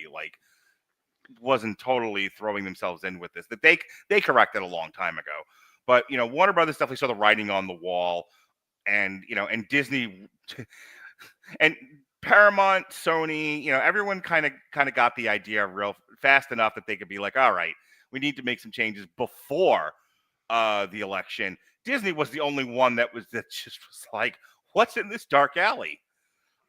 So here's what happened with Disney. A bunch of people went, oh, there's the emergency exit, and Kathleen Kennedy blocked it. Yeah. So long story short, in the coming years, I think you'll start to see more crowd pleasing, more pictures that closely resemble what the vast majority of Western audiences want. However, you have to make those movies first because you don't have any in the fucking pipeline. Like I said, like this Novocaine movie, this got greenlit a couple years ago, and that's kind of why I started the conversation that I did. Like, look at who the lead is. Look at what they're going for. I don't think you're going to see too many more Novocaines in the next decade. Probably not. And again, like that's for better and for worse. Like there's both sides of that coin. So anyway, the weekend, such as it is, Novocaine was the #1 movie of the weekend. Black Bag was #2. Mickey 17 fell from 1 to 3. 60% drop. Oof. Oh, the word's out on Mickey 17. We were not the only ones that gave it a beating. Captain America Brave New World is currently at #4 from 2. The Day the Earth Blew Up debuted at #5. You know what? It needs to be said about that movie. Everyone that's seen it has been positive. That's good. There was no marketing for that. No, I still haven't seen a trailer. I think you guys saw it, but I have not seen a trailer for this yet. Like if I didn't follow movies, I wouldn't even know it existed. The only like separation from that is that there's posters in the theater that I go to. Okay, so if you're already in the movie theater, you might see a poster. Like again, I saw one trailer. Just one. I saw no TV spots. I saw no internet advertising. I saw nothing. No social media posts about it. Like, and by the way, same freaking day, like Zaslav, like, okay, all the Looney Tunes stuff comes off of Max. Like all of the Looney Tunes stuff is no longer streaming on Max. Somebody asked me, I think it might have been Chris or somebody. Somebody asked me recently if the movie that's in theaters now is Acme versus Coyote, and I'm like, no, unfortunately, it's not. It's a whole other movie that they said no to. Like, I understood that Zaslav's thing. I'm not Alexis. I understood why Zaslav was doing what he was doing, but there are certain things where I'm just like, do you just not like money? What's wrong with you? Why are you, yeah, even in 2021, I think it was when they had everything going day and date on Max. Even then, if I remember correctly, even with like the discounted with the lower bar because it was day and date, that what do you call it? The one with LeBron James, Space Jam. Space Jam 2. Yeah, Space Jam 2 actually did fairly well, if I remember correctly. Oddly enough. So you would think like, hey, this is still a strong, despite all the damage we've done to it, it's still a fairly strong brand. And yet, look, man, Zaslav, I'm convinced it was brought in to just slash a bunch of things, make the company look a bit more profitable so someone else can buy it. Like that's all that jackass has been doing. Other minor note, like cutting Looney Tunes from streaming, like it's no wonder kids only watch YouTube or Instagram Reels. Yeah, do a minute on that, because I know you had posted something about it earlier and it was kind of bugging you. So go ahead. Well, just like what's the kids' TV what's kids' entertainment that's being made? Like who's making it? You can't find Looney Tunes, you can't find Sesame Street, you can't find the whole genre of Saturday morning cartoons is dead and buried. Like who's making content? You and I mentioned this the other week, man. Like Mufasa's success is a damning indictment on the lack of family-friendly entertainment out there. They're settling for that crap. And there's just like nothing out there being actively made. So kids watch YouTube. Hey, what's Mr. Beast doing? Well, hiring pedophiles and ripping off governments and not following labor laws. But, he's loud and frantic, and the kids gravitate towards that. Like they consume brain rot because no one's making Mr. Rogers' Neighborhood anymore.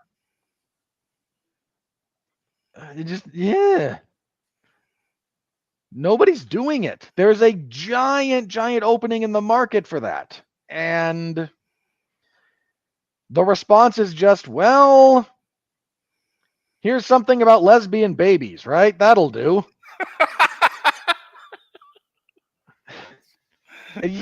God. Okay, what you have are a bunch of childless cat ladies. And I hate to bring that meme up, but like, okay, we have to make something for kids. What are children? Little humans. Oh, so we can push the message on them. Like, no. God. Yeah, there's so many giant sectors of what used to make up the culture that are just dead. And I'm okay with things dying if they need to die, as long as you replace them with something good. What replaced Mr. Rogers? I mean that in all sincerity. Maybe like the science shows, like Bill Nye the Science Guy, but you're right. Piss on that guy, first of all, but... Okay. There's not a whole lot out there that I can recall. At the moment, it's like Bluey. That's it. Oh my God. You got one. People love Bluey.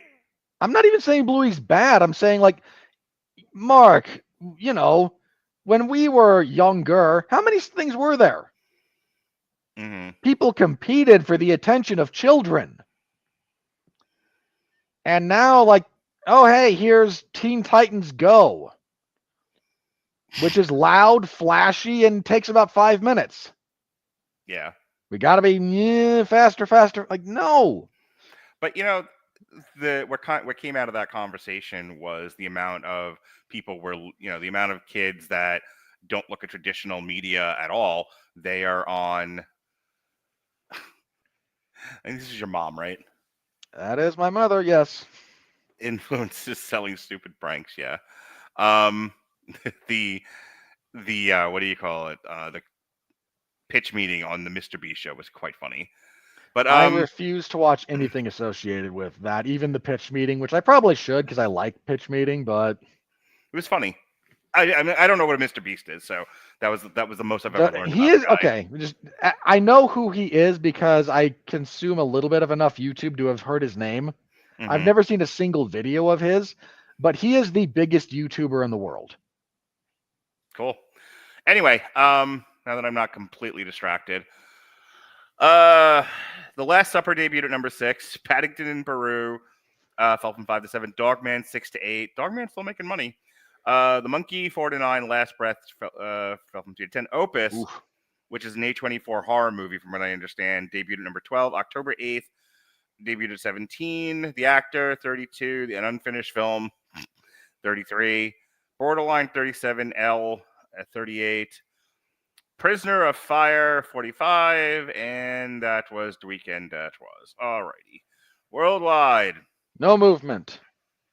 Well, no, there's movement. Apparently, this The Chinese movie came out. an animated movie from China came out, and it's The Bee's Knees. Neja 2 has Yeah. made $2 billion.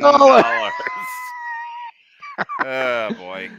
Okay, you know what? No. I hope that stays there and that Avatar can't beat it. Just screw it. Yeah, I'm rooting for the Chinese. How did we get here? Speaking of rooting for the Chinese, we said Captain America: Brave New World was going to struggle to pass 400 million, and we Mhm. meant it.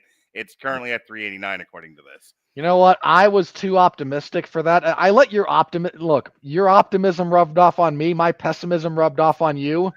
Uh-huh. And we wound up in the opposite place from where we usually are for that one. Yeah. I mean, it's not your pessimism rubbing off on me. If you would like to take credit for it, I don't have the strength to fight you. But I will tell you this: it's more of just like, you've been doing this long enough.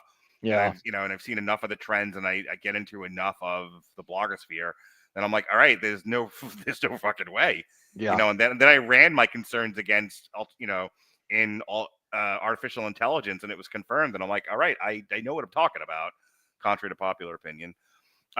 Bridget Jones. I can't. Here's my only gripe with that. Like, I can't trust AI when I do stuff like that. Mm-hmm. Because if I ask it a question, Mm-hmm. it will give me the wrong answer. Yeah, I'm starting to notice that more. So, like, I'm currently doing something with AI to where it kind of points me in a direction, but I'm like, I don't trust you. I'm going to trust my own instincts here. Well, I mean, this came up for me when I did the MMA podcast last night. Mm-hmm. Because we had 2 Kimura submissions back to back on the event, and I got thinking, like, okay, one, that back to back Kimuras hasn't happened in like 15 years. Mm-hmm. It last happened on the Rampage and Machida card. So we're way in the Wayback Machine. Mark might have actually watched that fight. Rampage Machida? Yes. Yeah. So I asked, I tried to find, like, the UFC should have a database on this that's easily searchable. Like, hey, can I look up finishes? Can I look up just how many fights in UFC history have ended by Kimura and then search them by recency? Turns out no. I can't. That does not exist as far as I've been able to find. So I went to one of the AI things and I just said, like, hey, can you tell me the last, like, 4 times a UFC fight was finished by Kimura, the 4 most recent? And it gave me the first 2 correctly because they just happened.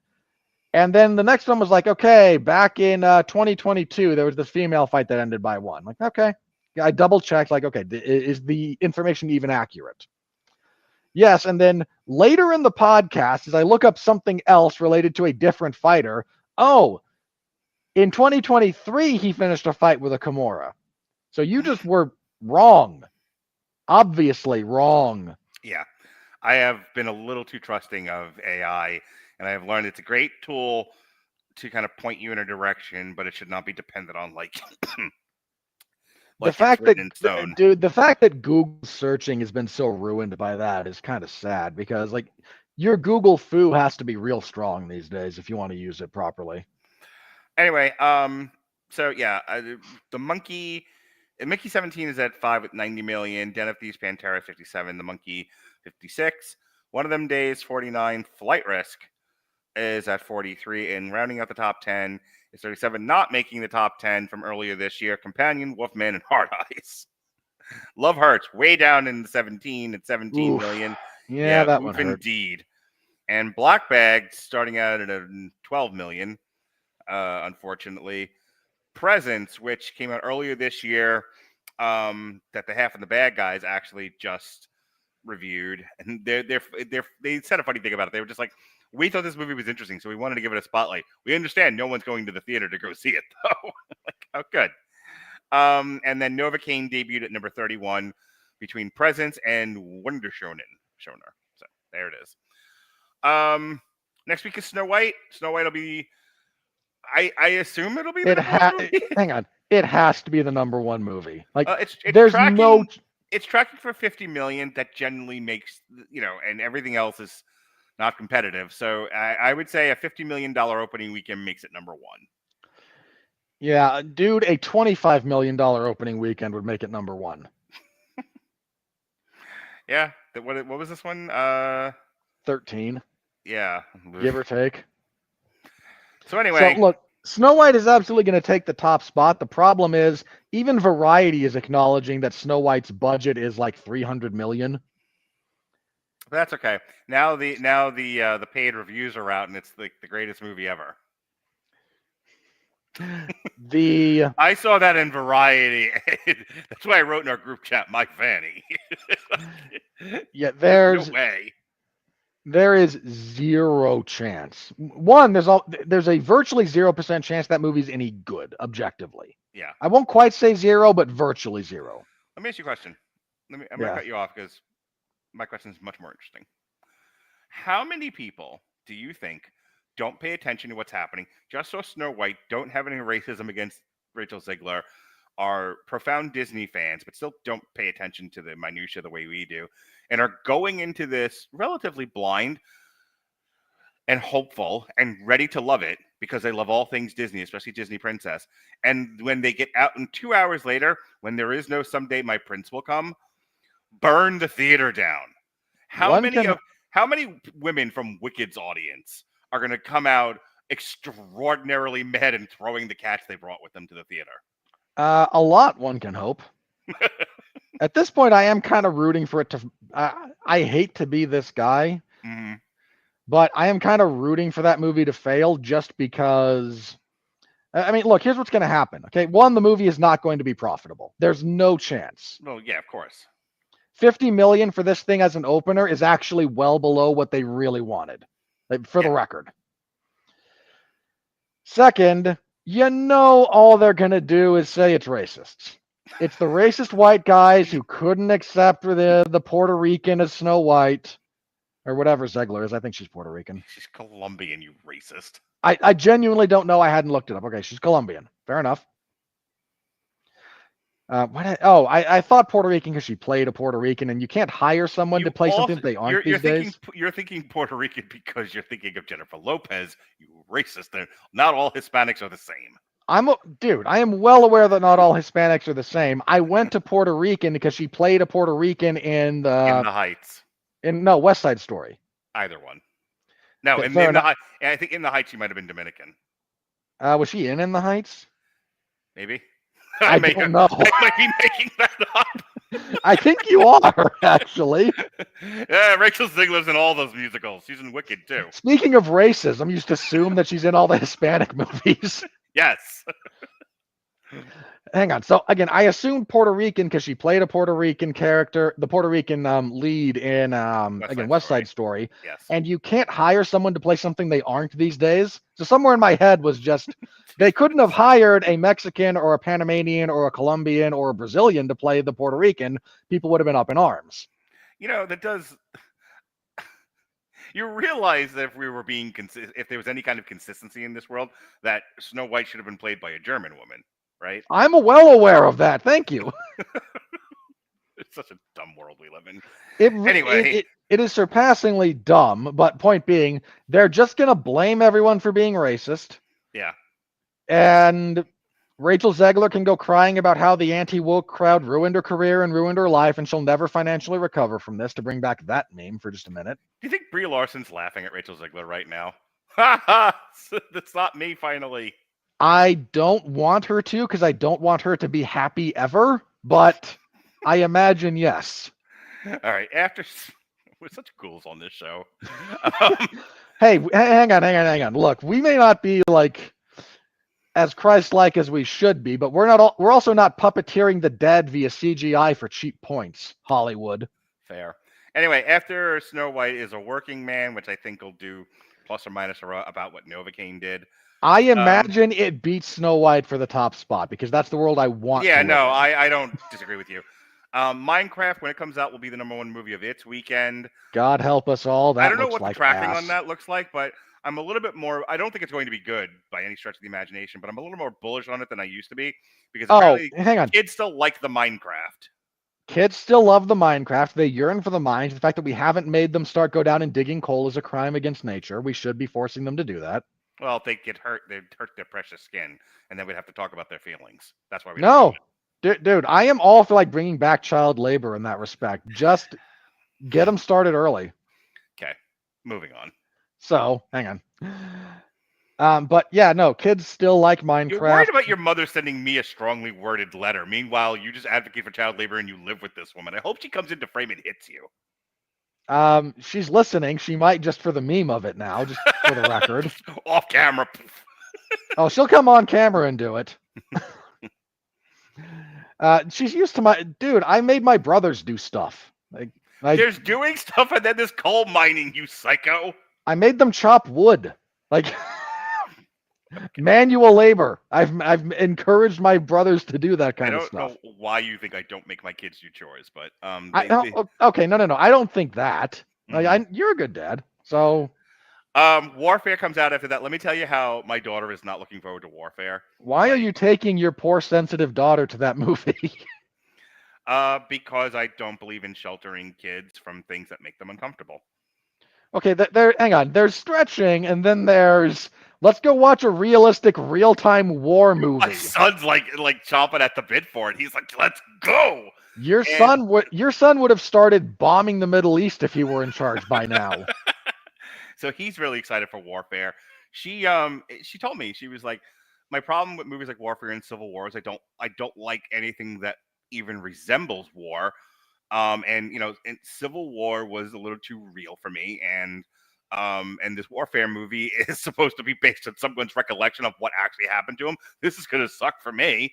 And I'm like, well, Lily, sometimes you have to learn how to cope with things that suck. That's life. That's true, but okay, so I do have to ask. Or years from now, you're gonna go on an app and you're gonna select a therapist, and for $50 a month, he's gonna tell you the same thing I'm telling you now at the tender age of 14. No, because by the time she gets there, therapy will have been so corrupted that he'll just reinforce that it's all your fault. Okay, well, I'm a good therapist, so. You are, and I'm just saying there's a lot of bad ones. All right, after that is, so we have working. Oh, wait, I have to ask. Hang on. Yeah. I have to ask this question. Sure. You and your son are dragging your poor daughter to that. What's she dragging you and him to in recompense? How do you make that right? What balances the scales? It already happened. It was wicked. Okay, you're cashing that in for this. Okay, he did not want it. Well, I mean, it's a back and forth system. Last year, she was the one that was doing cartwheels over. I saw the TV glow, and he only wanted to see it so that he could make fun of her, and it was the worst experience of his life. He got more than he bargained for that night. To be fair, if I saw the TV glow, I might commiserate with him that being one of the worst experiences of life. So we are skipping the amateur, which comes out WrestleMania weekend, just so we can talk WrestleMania. And we also think Rami Malek should be waterboarded. And then the week after that, we are also skipping whatever's in the theater so that we can talk about The Electric State, which apparently is the worst movie ever committed to film. It can't be the worst. I'm tempting the irony gods by saying that. I realize, but. And then we have Thunderbolts. The fact that the Russos were quoted for saying that, spending $200 million on a Netflix streaming movie seems like an aberration and is not something that should be done a few years ago, a handful of years back. Mm-hmm. Now they're like, yes, give me $300 million for this stupid pet project of mine. Nothing will go wrong. We were the directors on the Avengers movies. And Lizard Brain says, sure, here you go. And everyone with at least 2 brain cells to rub together reenacts the scream. Just in horror. Yeah. So then we have Thunderbolts, which is May 5th, and I'll stop there. So, yeah. That's what's going on. Did you see the other trailer for Thunderbolts ahead of this one? Because I got the one that was weird. It was weird the one that's trailer. trying to be art house. Yeah, my other thing that I laughed at, So wait, so this thing has to make, if we're going twice the budget, has to make 36 million. It might do over 36 million starting out with 10. There's a decent chance it gets close enough that when they sell it to a streamer, they wind up profitable. Well, no, it'll go on Paramount Plus.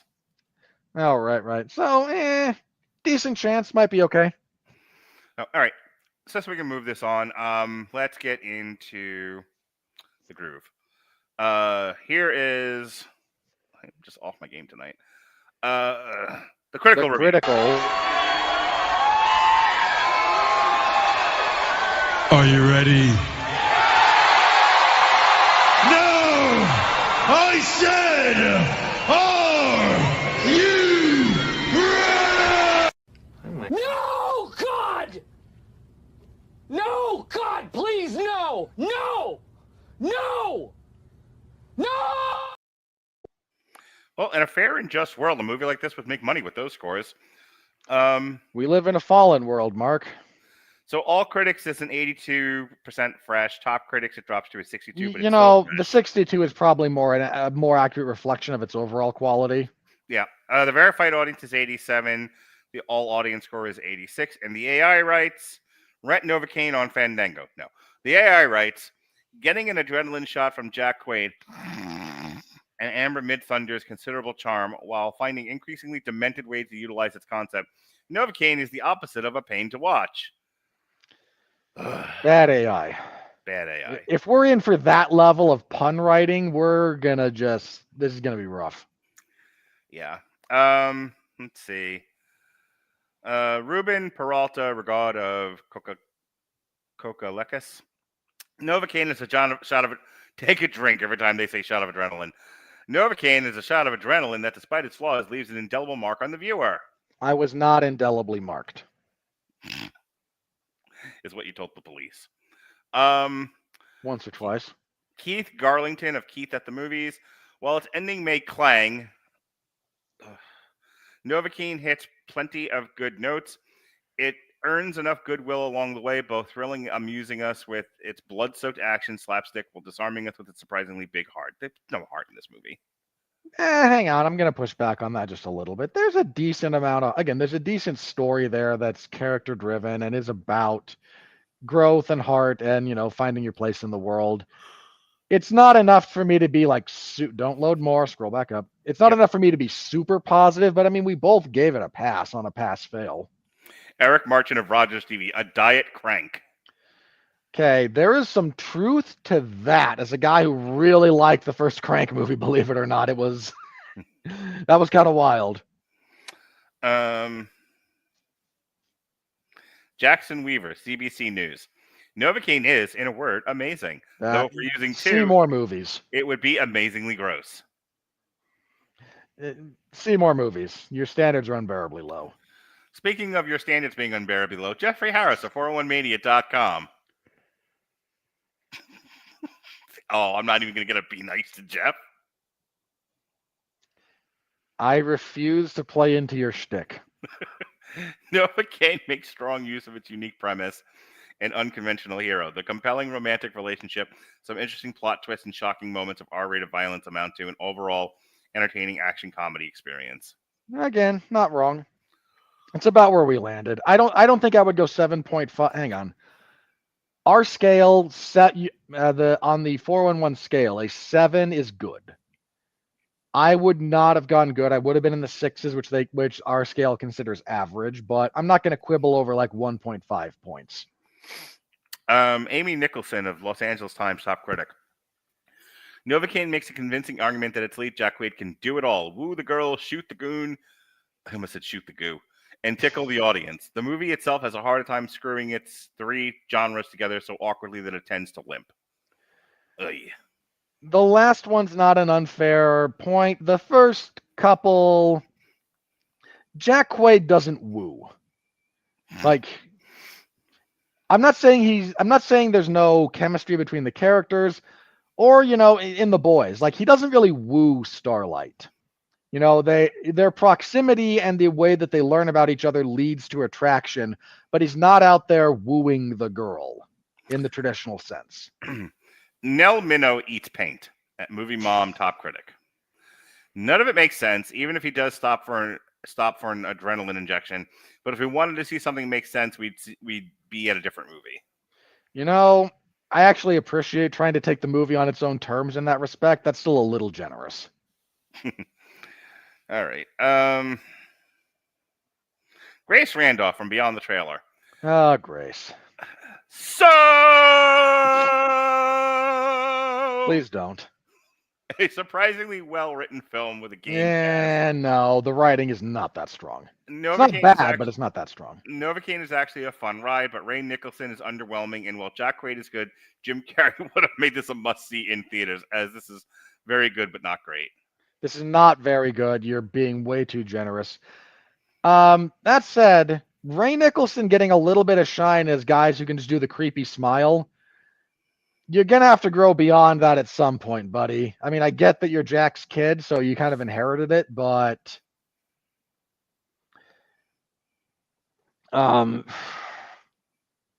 you got to bring something else to the table. At least Scott Eastwood has screen presence and can act. Daniel Salzman of Salty at the Movies.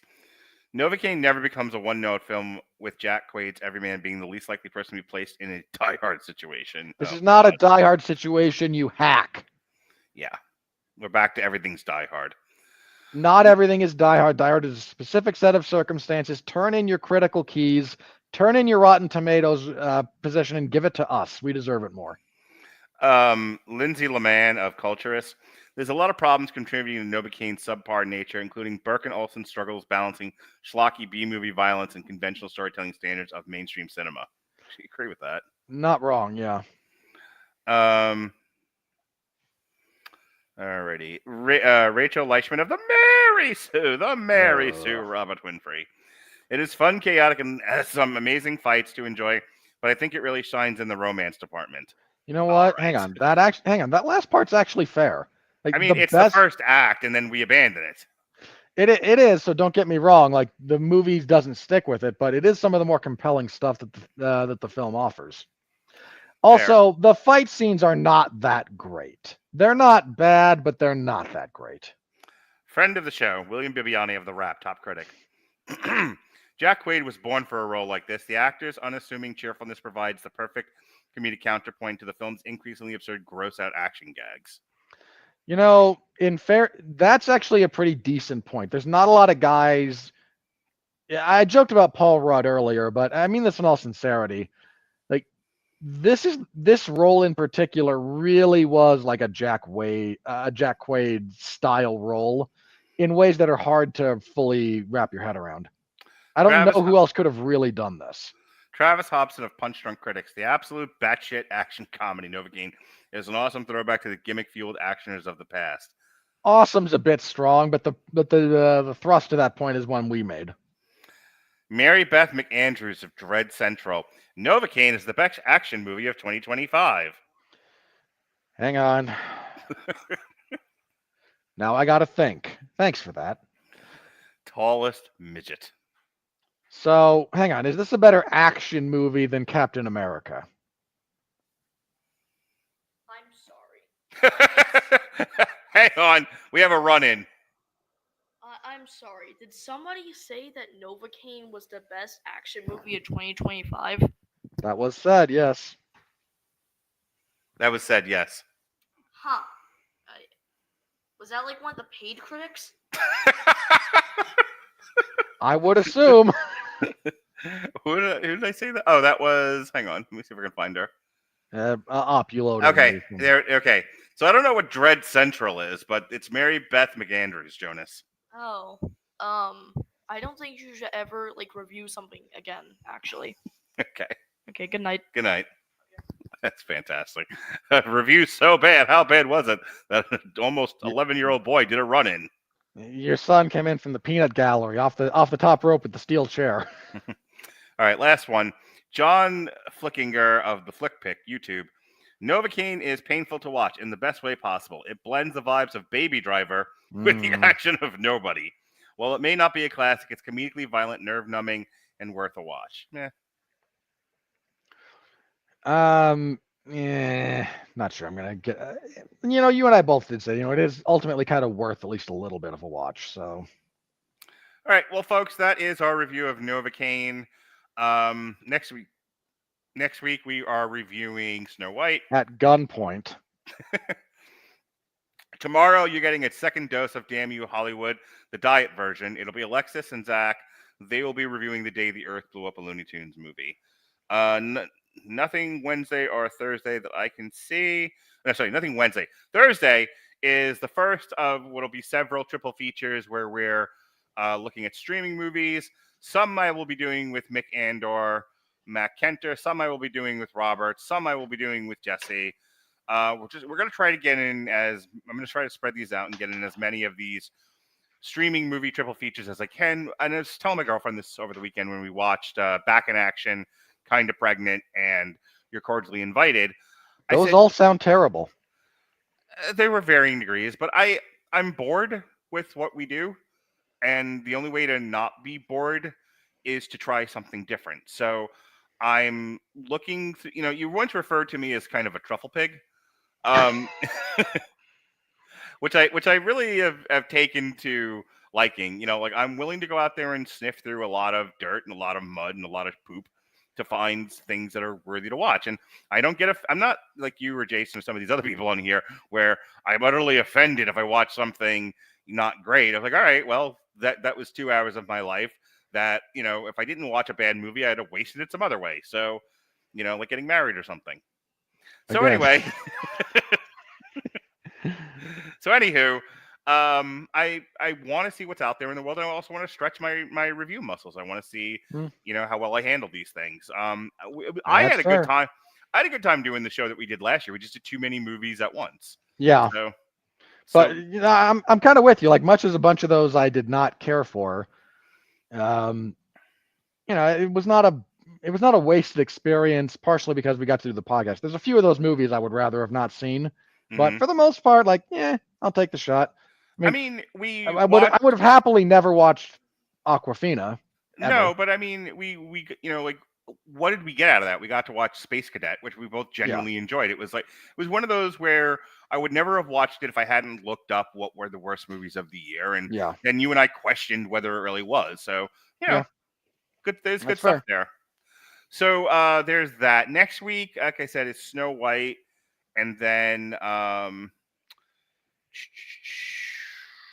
Thursday, so I used to have a girl to do musicals with, and she went away, and I found another girl who, Shay Tate is an interesting lady. She doesn't like a lot, but what she likes, she can talk about fairly intelligently, and she likes musicals. So I'm going to have Shay Tate back after the experience of talking to her about The Wiz and Dreamgirls. I said, let's do a couple more of these and see how well they do. So we're going to do Mean Girls from last year, Waitress the Musical, which is currently on Max, and then she pitched this, which I thought was funny. There's a taping that's on YouTube for the Legally Blonde musical, so it's not technically a movie, but we're going to look at those three musicals a week from Thursday. That'll be fun. I wish you good luck with that. Thank you. I appreciate you. What do you got going on? I cover mixed martial arts and professional wrestling over at 411mania.com. WWE SmackDown on Fridays, UFC events on Saturdays. So SmackDown on Friday was an event, another episode. There's a bunch of these where they don't actually have enough material for a 3-hour show, so it's like 2 hours really stretched. Right. It was one of those. There was some good stuff there, but there was some less than good stuff too, so, mixed bag. The UFC event on Saturday, I had a bunch of finishes. If that's something you're interested in, go look up my review. It's in the MMA Zone 411 Mania. If you want to hear me talk about that, the watering down of the UFC product, the UFC likely leaving ESPN when this year is up and landing probably with Netflix. That rumor started to circulate. Yeah. How likely do you think? How likely do you think it's going to happen? Better than average. The UFC and ESPN relationship has been souring for a bit. UFC pay-per-view buys have been in the toilet for the last couple of years. Well, do you think the UFC finally abandons the pay-per-view model? That I'm not sure about. Here's the only reason why I'm asking. So the WWE abandoned the pay-per-view model, a decade ago? Give or take. And they've done nothing but make more money. So here's the thing. If the UFC really still wants to have pay-per-views and they're not going to get $1 billion a year, which is kind of what they're shooting for wherever they land, I don't think Netflix wants pay-per-view on their platform. Right, or they would have had it with Jake Paul and Mike Tyson. So my hunch is if the UFC still wants to have pay-per-views, what they'll do is Netflix will kind of host the weekly shows, and then when they have a pay-per-view, they will do it through Amazon. Like that segment of their business asset will be, that segment of their broadcast rights will be sold to another entity. That'll go to Amazon Prime. That'll go to something else. You know, it would not kill them to go to DAZN. DAZN does pay-per-view. DAZN is more widely utilized now than it was a decade ago. Whenever it was started. I mean, that depends on if DAZN can make them a legitimate offer, because the UFC is not cheap. The other side of that is DAZN. DAZN's quietly acquiring a lot of the promotions out there across boxing. DAZN works with Riyadh Season. DAZN, I think, has done good numbers with their pay-per-views at, like the Bivol, Beterbiev 2, Usyk Fury 2, and those cards are like 12 hours long. So if the idea is not only for you to utilize the service for as many hours as possible, but also, to buy the pay-per-view, they might, there's an argument for, if DAZN gives them a decent enough offer, going with DAZN just for their pay-per-views. There's a thought there. There's also the possibility that whatever monetary offer Netflix winds up making is enough that they go, you know what, we don't need pay-per-view at this point. Well, that was my initial argument. I mean, like I said, when NBC, Universal, Comcast, Pornhub took on the WWE, they, and I understand they'd already had done their over-the-top model, and they gave you the pay-per-views on the network, so they'd already given away the store. But it's not like when they went to Peacock, there was this step backwards to pay-per-view. They're still doing it, and like I said, it allowed them to stop focusing on that and more on just like, we're gonna let's do a big show in Paris, let's do a big show in Scotland, let's do a big show here, instead of being a slave to the pay-per-view model. Meanwhile, on the MMA front, you've got Mark Shapiro out there being quoted as saying, I don't think the viewing audience can tell when a UFC event is at the Apex in front of a drunken hobo or in an arena full of people. Yeah. Actual quote from that guy.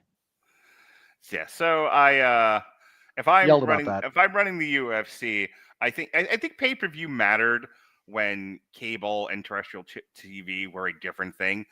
I don't think anyone knew that the internet was going to kill the pay-per-view model, but ultimately that's where we are. Well, again, pay-per-view buy rates are so bad at the moment that apparently fighters who have pay-per-view points in their contract have not had them kick in, because you have to reach thresholds for that to start. Another great argument for maybe do away with this. Yeah. The problem is at that point they'd have to replace it with something, because that is one of the few points where fighters might take a stand. Mm-hmm.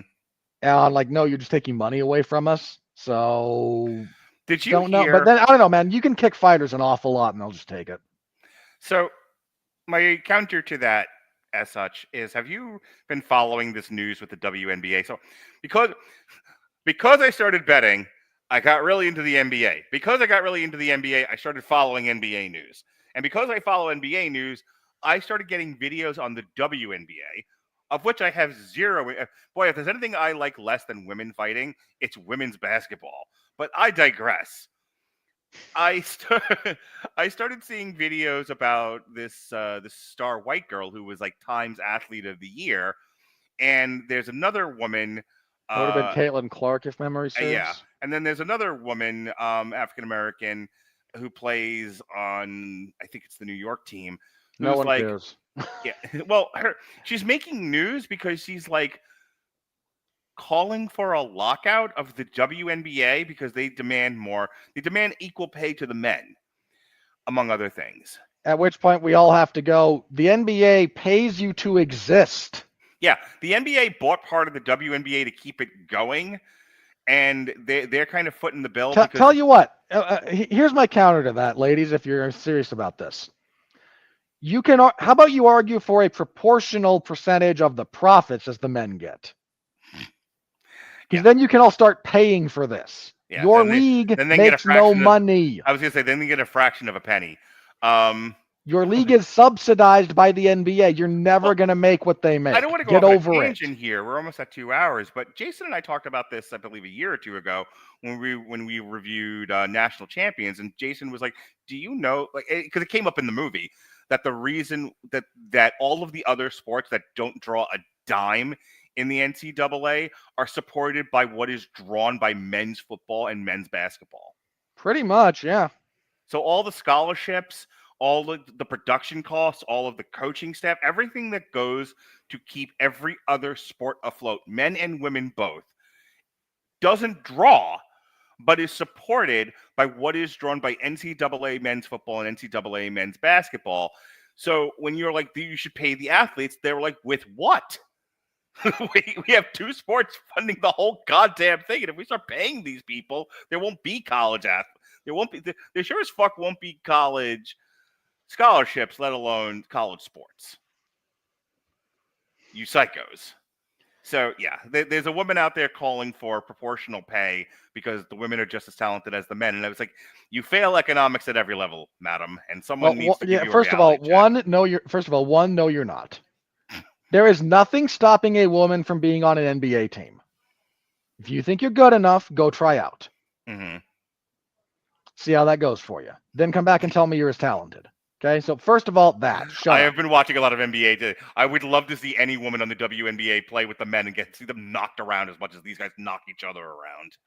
Yeah, just stop. That's utter ridiculous. My son and I were watching the Nets play. Fuck, who'd they play the other night? The Hawks. And my son was like, "This looks like a bar fight," and I'm like, "I know." He's like, "I've seen more fights in basketball than I've seen in hockey." Yeah, so this week on the 411 Ground and Pound podcast, I review the UFC event, I preview the upcoming one in London. I talk about the UFC product getting watered down. I talk about the fallout from UFC 313 being a technical disaster on the ESPN Plus side. I'm not kidding. The next day, they put it up for free. If you're subscribed to ESPN Plus, there were so many problems with it.